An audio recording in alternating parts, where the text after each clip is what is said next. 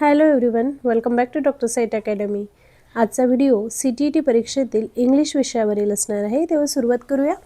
CTET परीक्षा देणाऱ्या अनेक विद्यार्थ्यांना इंग्लिश विषयाबद्दल एक सामान्य गैरसमज असतो आणि तो म्हणजे माझी इंग्लिशवर कमांड नाही आहे, मला इंग्लिश अवघड जातं आणि म्हणून CTET मधील जे इंग्लिश आहे ते मला अवघडच जाणार आहे. पण खरं सांगायचं झालं तर CTET मधील इंग्लिश हा विषय फ्लुएन्सीपेक्षा अंडरस्टँडिंग आणि टीचिंग अप्रोचवर आधारित असतो. आजच्या व्हिडिओमध्ये आपण सविस्तरपणे पाहणार आहोत की CTET इंग्लिशचा अभ्यासक्रम, प्रश्नांचं स्वरूप आणि कमी वेळेत योग्य तयारी कशी करायची याविषयी. तेव्हा व्हिडिओला सुरुवात करूया. इंग्लिशमध्ये एकूण 30 प्रश्न, इंग्लिश विषयावरील यामध्ये एकूण 30 प्रश्न असतात. प्रत्येक प्रश्न 1 मार्कसाठी आणि हा विषय 2 भागात विभागलेला आहे. पहिला भाग म्हणजे लँग्वेज स्किल्स आणि दुसरा अतिशय महत्त्वाचा भाग म्हणजे लँग्वेज पेडागॉगी.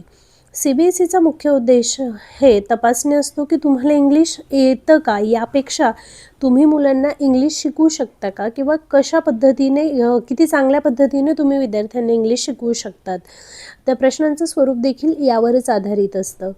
लँग्वेज स्किल्स या भागात तुमच्या भाषिक समजुतीची, अंडरस्टँडिंगची चाचणी घेतली जाते. यामध्ये प्रामुख्याने रीडिंग कॉम्प्रिहेन्शन असतं, अनसीन पॅसेज दिला जातो आणि त्यावर आधारित प्रश्न विचारले जातात. इथं ग्रामर पाठ असण्यापेक्षा पॅसेज नीट वाचणं, त्यातले महत्त्वाचे कीवर्ड्स जे आहेत ते ओळखणं, अर्थ समजून घेऊन उत्तर देणं हे अधिक महत्त्वाचं ठरतं. ग्रामरमध्ये tense, subject, verb, agreement, articles, prepositions असे मूलभूत घटक विचारले जातात. हे प्रश्न सरळ असतात पण गोंधळात टाकणारे ऑप्शन्स दिलेले असतात. यामध्ये शब्दांचे अर्थ, opposite words, similar meaning words, idioms यांचा समावेश असतो. यासाठी दररोज थोडं तरी वाचन करणं आवश्यक आहे. CTET इंग्लिशमध्ये सर्वात जास्त स्कोअर मिळवून देणारा भाग म्हणजे लँग्वेज पेडागॉगी. पेडागॉगी म्हणजे फक्त थेअरी नाही, तर मुलं भाषा कशी शिकतात आणि शिक्षकाने भाषा कशी शिकवावी याचं शास्त्र आहे. CTET मध्ये नेहमी बालकेंद्रित, चाइल्ड सेंटर दृष्टिकोनावर आधारित प्रश्न विचारले जातात. उदाहरणार्थ, मुलांनी चुका केल्या तर शिक्षकाने काय करावे, मुलांना घाबरवू नये किंवा त्यांच्या चुका शिकण्याची संधी मानावी, सकारात्मक पद्धतीने मार्गदर्शन करावे, या प्रकारची याची उत्तरं असू शकतात. विद्यार्थ्यांना शिक्षा करणे किंवा त्यांना अधिकचा गृहपाठ देणे किंवा त्या चुका करू नये यासाठी विद्यार्थ्यांना घाबरवणे अशी उत्तरं असू शकत नाही. त्यामुळे प्रश्न पाहिल्यावर उत्तर येत नाही म्हणून घाबरून न जाता पर्यायांवरून जर उत्तर शोधण्याचा प्रयत्न केला तर बऱ्याचदा उत्तर अचूक येण्याचे चान्सेस अधिक असतात. टीचिंग मेथड्समध्ये कम्युनिकेटिव्ह अप्रोचला प्राधान्य दिलं जातं, कारण भाषेचा खरा उद्देश संवाद साधणे हा आहे.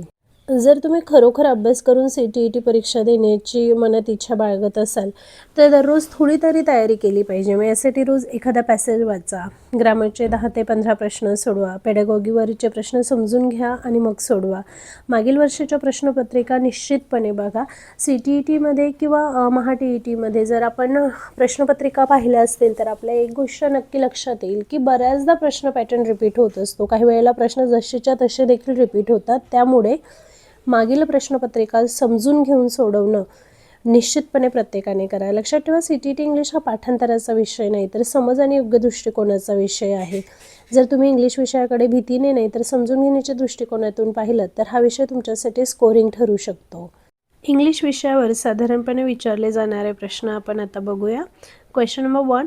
Children acquire language most effectively through memorising grammar rules, translation method, natural exposure and interaction, or option D, writing practice first. And the answer is option C, natural exposure and interaction. Question number 2. In a learner-centered English classroom, the teacher's role is mainly that of it's a facilitator. Option number C. Question number 3. When students are given examples first and asked to derive rules, the method used is example first and then a rule. It's an inductive method. Option C. Learners' errors in English indicate lack of intelligence, failure of teaching, natural stages of language learning, or carelessness only. And the answer is option C, natural stages of language learning. Question number 5. Which activity best develops listening skills? Essay writing, silent writing, listening to audio stories and responding, or grammar exercises? And the answer is option C, listening to audio stories and responding. Question number 6. Skimming text helps learners to Get the main idea quickly. Option C.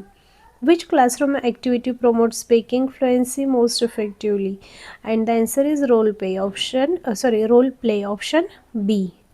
The most effective way to teach new vocabulary is by using words in meaningful context. Option C. Question number 9. Continuous and comprehensive evaluation CCE focuses on continuous monitoring of learning progress. Option C. Question number 10. To motivate learners in English learning, a teacher should provide positive feedback and encouragement. Option C. That's it for today's video. Video आवडला असेल, उपयुक्त वाटला असेल तर नक्कीच like आणि share करा. आणि चॅनलवर नवीन असाल तर कृपया अशाच प्रकारच्या व्हिडिओजसाठी चॅनलला सबस्क्राईब करा. धन्यवाद.